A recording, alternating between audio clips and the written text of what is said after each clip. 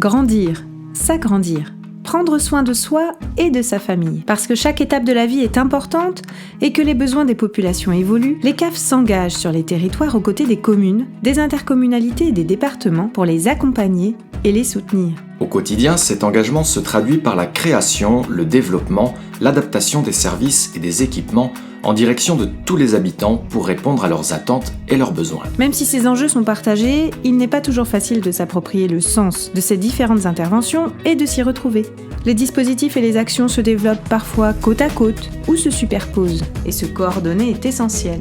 Depuis 2016, la CAF déploie sur les territoires une démarche innovante de contractualisation avec les collectivités, la Convention territoriale globale. Cette démarche qui rassemble CAF et collectivités locales est construite dans l'intérêt des territoires au bénéfice de tous les habitants pour renforcer l'efficacité et la coordination de l'action publique. Bref, mettre un peu de cohérence dans tout ça, faire mieux et construire demain.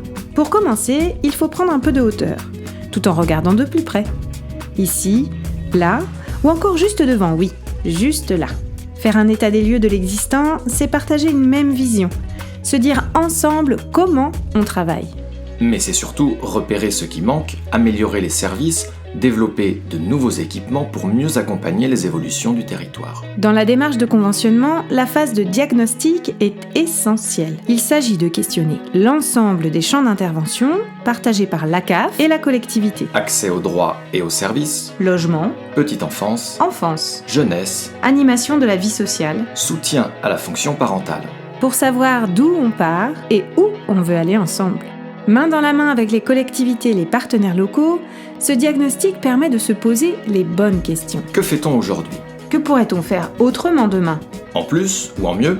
Quelles sont les spécificités de ce territoire ? Et quelles sont nos priorités ? C'est à partir de tous ces éléments, de nos réflexions communes et de nos volontés partagées que le projet se dessine. Enjeux, orientation, objectifs, projets, autant de repères pour guider notre action et construire le territoire de demain. Ici, développer des places d'accueil du jeune enfant.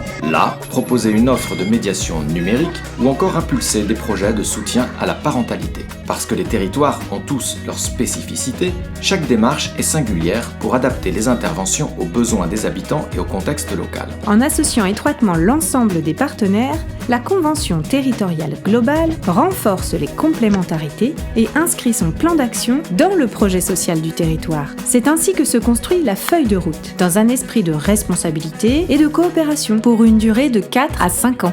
Car la Convention territoriale globale est avant tout un point de départ. Elle s'inscrit dans une démarche partenariale de long terme et s'écrit en continu.